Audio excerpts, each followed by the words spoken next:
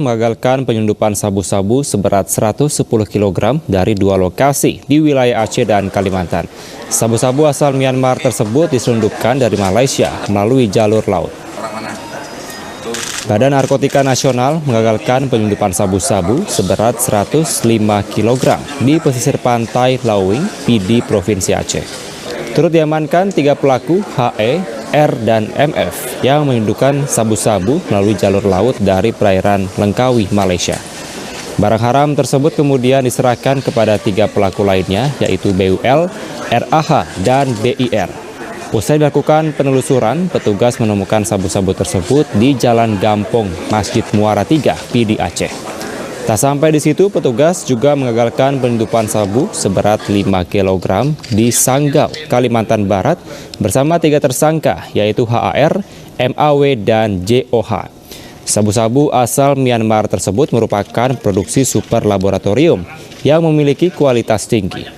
Akibat perbuatannya, para tersangka dijerat dengan Undang-Undang tentang Narkotika dan terancam hukuman mati atau seumur hidup.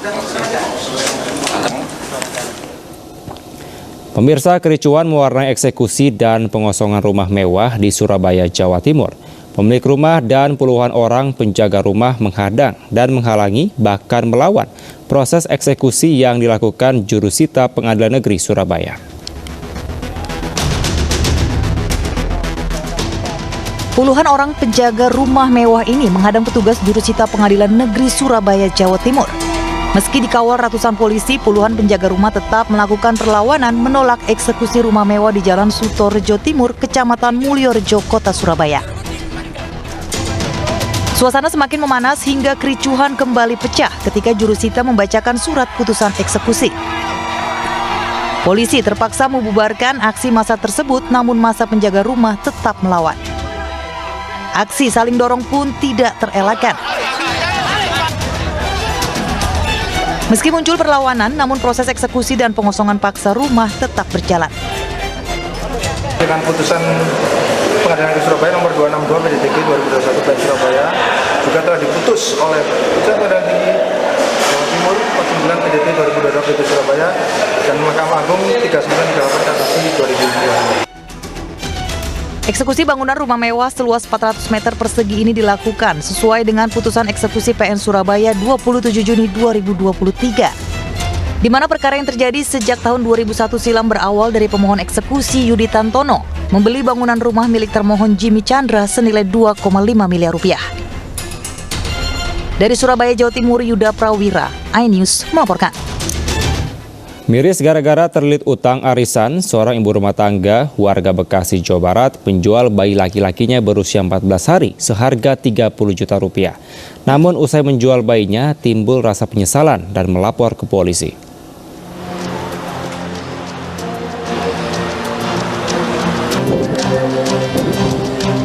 HI 29 tahun seorang ibu rumah tangga warga Bekasi bersama dengan AP 39 tahun warga Meranggen, Demak diamankan petugas unit perlindungan perempuan dan anak Polrestabes Semarang. Kedua ibu rumah tangga tersebut ditangkap karena terlibat kasus jual beli bayi laki-laki berumur 14 hari di hotel daerah Tugu, Semarang. Kedua pelaku saling mengenal melalui media sosial. HI dan AP sepakat bertemu di sebuah hotel untuk menyerahkan uang 30 juta rupiah sebagai biaya adopsi bayi tersebut. Namun usai keduanya bertransaksi, sang ibu merasa menyesal.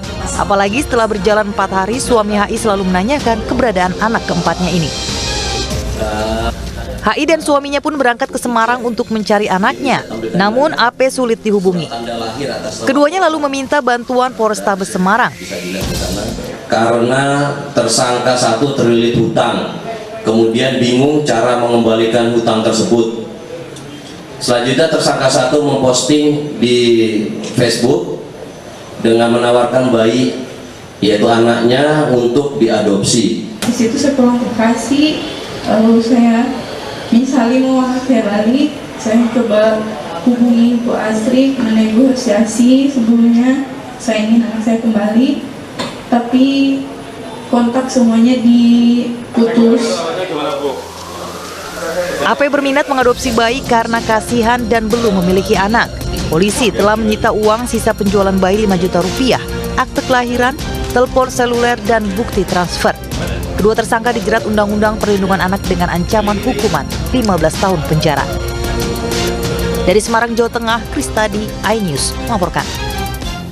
Kecelakaan beruntun 3 kendaraan terjadi di Mojokerto, Jawa Timur. Truk tangki menabrak mobil dan rumah saat menghindari motor yang menyeberang.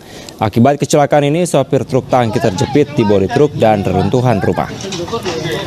Sejumlah warga berusaha mengevakuasi korban dari dalam bodi truk. Setelah reruntuhan rumah diangkat satu persatu, sopir truk berhasil dikeluarkan dan hanya mengalami luka ringan. Korban bernama Wahyu Agung Wicaksono selanjutnya dievakuasi ke Rumah Sakit Sidowaras, Mojokerto. Sedangkan sang kernet Rifai mendapat perawatan ringan dari tim PMI Kabupaten Mojokerto yang datang ke lokasi. Kasusnya kini dalam penanganan unit Laka Lantas Polres Mojokerto. Pemirsa, membeli tas berlapis emas seharga Rp533 juta. Seorang wanita di Makassar, Sulawesi Selatan viral. Wanita yang ternyata pengusaha produk perawatan kulit itu memamerkan sejumlah perhiasan yang dibelinya di rumah mewahnya.